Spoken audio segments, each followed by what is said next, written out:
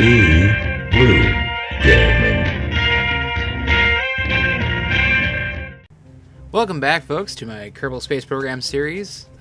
This is episode 4, and I think I've got kind of a fun episode for you. Turns out that all my contracts involve rescuing a Kerbal. Just one Kerbal from various places. 4 of them from around Kerbin. They're all in low Kerbin orbit. 1 around low Mooner orbit, and then 1 in a large orbit around Kerbin that's near the moon.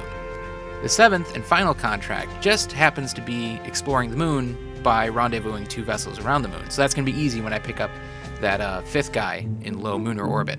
So what I need is a probe core on a craft that has crew capacity of 6, so I can go up and pick up all 6 of these guys. So that's what I'm building right now. Now, the main constraint I have is weight, and for whatever reason, I decide to sacrifice solar panels for solid rocket fuel, which I could have easily dumped off a little bit and still had enough Del V for this whole mission. But I made it work with what I had, just barely. Yeah. I mean, I guess when you're this close, you might as well just go for it, just because it's hilarious, right? So I'm going to try something different this time around. I'm not going to talk so much as we're doing all this. Instead, I'm just going to show you everything that's happening. What I will say is that the first 5 of these pickups go very smoothly. The last one is a little bit of a challenge, so that's going to be the fun part when we get to the last one. The first 5, I pick up 2 engineers, 2 pilots, and a scientist. And if you ask me, the engineers and scientists are the ones where you actually get the bang for your buck, because who needs a pilot when you have probe cores that can give you every target node and everything? So I'm going to set up, and we're going to launch, and we're just going to sit back and enjoy it this time.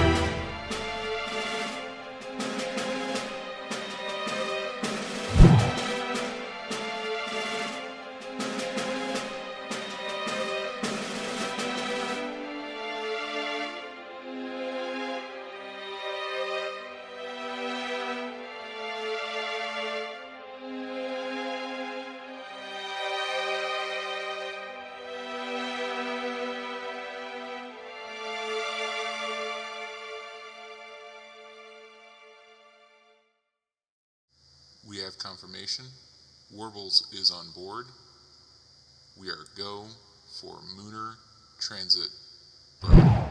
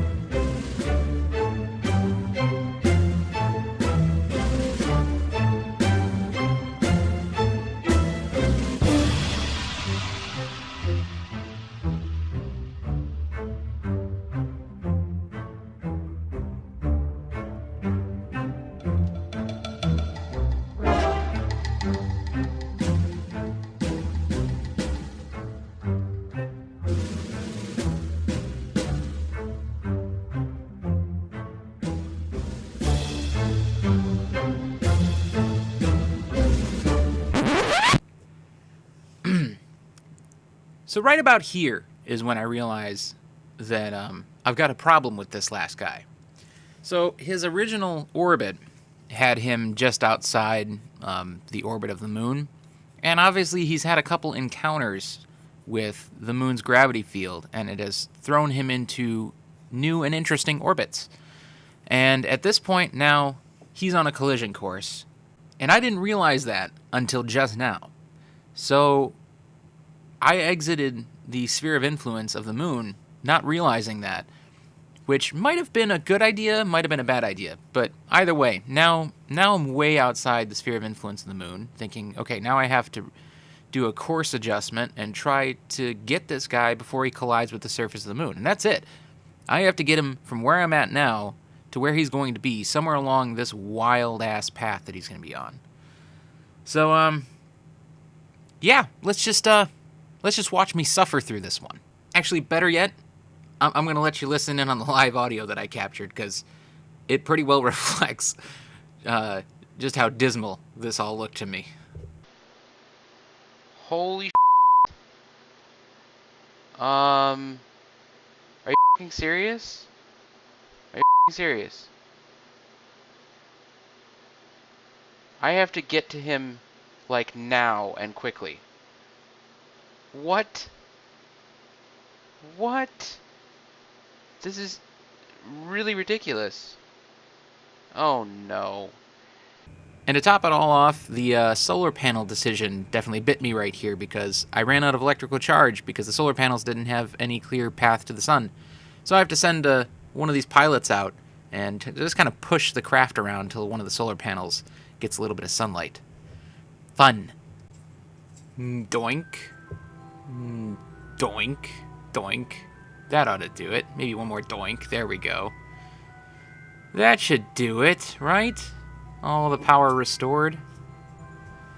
So here's attempt number 1, and very briefly, it takes me a while playing with maneuver nodes. I cut out a bit here, just trying to figure out when, where, and if this is at all possible.